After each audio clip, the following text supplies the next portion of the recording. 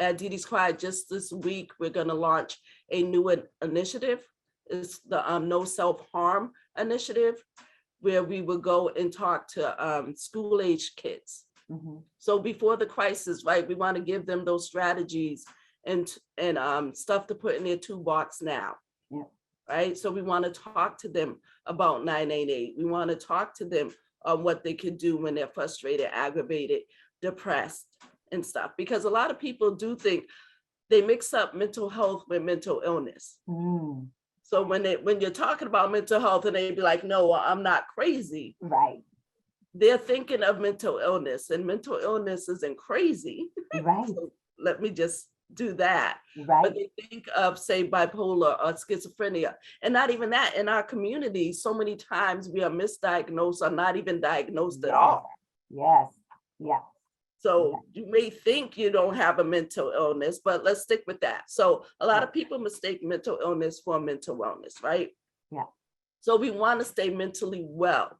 And there's certain things we can do to be proactive to stay mentally well, right? I love that you said that, because you're right. It's so different. And here we're constantly educating that and role playing that and what it means to be, yes, we all stress. Yeah, yes, I can be stressed too. And yes, I can be really upset at my boss, but I can't slap my boss when I'm upset. So how do I deal? And really doing that role model and teaching.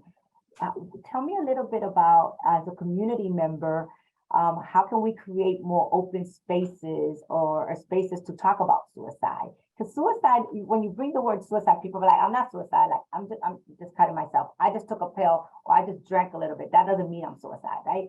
So the word, just the word alone is pushed back. So how, as a community member, can we create those spaces?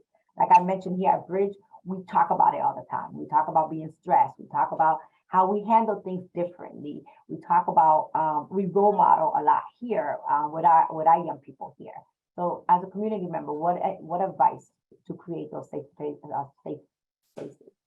So as a community partner, I suggest we have to meet people where they're at, right? So that's what DeeDee's Cry do, because I'm not a therapist or a social worker. I was like, I want to connect my community to the resource. So I create the events that have the resources there, that have the conversation.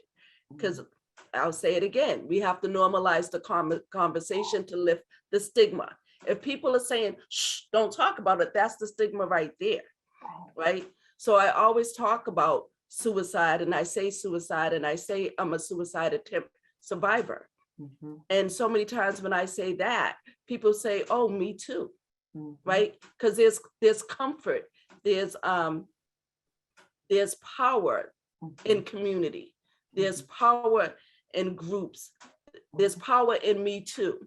So when people hear that, oh wait, you had a loved one died by suicide, you are a suicide attempt survivor. Yeah, so am I, right? So we need to have those conversations. But what I say, we need to meet the community where they're at,